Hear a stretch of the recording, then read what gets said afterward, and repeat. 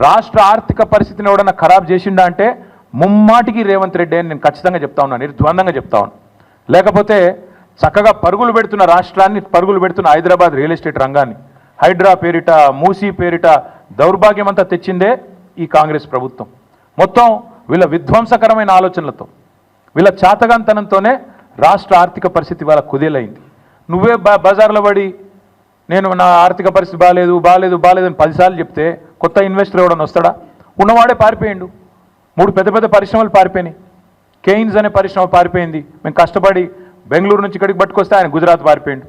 Corning అనే పరిశ్రమ తమిళనాడు పారిపోయింది. ఫాక్స్కాన్ విస్తరణ ఆగిపోయింది, తమిళనాడులో విస్తరిస్తూ ఉన్నారు. ఎవడొస్తాడండి దివాలా తీసిన రాష్ట్రానికి? నువ్వు ప్రోత్సాహకాలు ఇస్తావో ఇయ్యవో, రేపు రాయితీలు ఇస్తావో ఇయ్యవో, నీ పెట్టిన మాటలకి విశ్వాసం ఎక్కడుంటుంది?